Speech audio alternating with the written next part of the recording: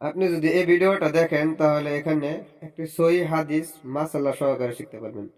আর মাসাল্লাহ এটা সাধারণ কোনো মাসাল্লাহ না, ভয়ঙ্কর মাসাল্লাহ। যে মাসাল্লাহ আপনি আপনি শুনেন তারপরে দেখেন।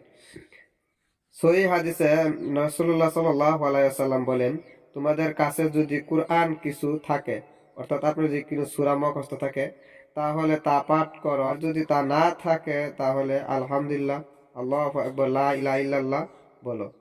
কুরআন ও হাদিসের এই সকল নির্দেশনার আলোকে সকল মাযহাব একমত, ফকিরগণ মূলত একমত আছে যে, মানে যত বড় বড় আলেম, মানে তাবাইনের যুগে আছে, সকলে একমত যে অজুর মানে কোনো কারণ বা বাধ্য হলে মুমিন অজু ছাড়া বসে শুয়ে অপবিত্রত পোশাকে, মানে নাফাক পোশাকে উলঙ্গ অবস্থায় সে কোনো দিকে বা যে কোনো দিকে মুখ করে হাঁটতে হাঁটতে অথবা দৌড়তে দৌড়তে সূরা জিকির ছাড়া শুধু সুবাহ সুবহানাল্লাহ, আল্লাহু আকবার ইত্যাদি জিকিরের মাধ্যমে সালাত আদায় করতে হবে, অর্থাৎ নামাজ পড়তে পারবেন। আপনি যে কোনো অবস্থায় যদি ওজুর পানি না থাকে, কাপড় পাক না থাকে, মানে বিপদে পড়ে গেছেন, আর যদি আপনি কোরআনও না জানেন, তাহলে আপনাকে নামাজ পড়তে হবে। আপনি ওযু ছাড়া যদি কোনো যে কোনো ইচ্ছা, আপনি যে কোনো দিক দিয়ে নামাজ পড়তে পারবেন। যদি বিপদে পড়েন,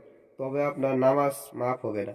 নামাজ ততক্ষণ পর্যন্ত মাফ হবে না যতক্ষণ পর্যন্ত আপনার মনের ভিতরে, বা আপনি ভাবতে পারেন যে আমি একটা মানুষ, বা আপনার মনের ভিতরে আল্লাহর স্মরণ আছে।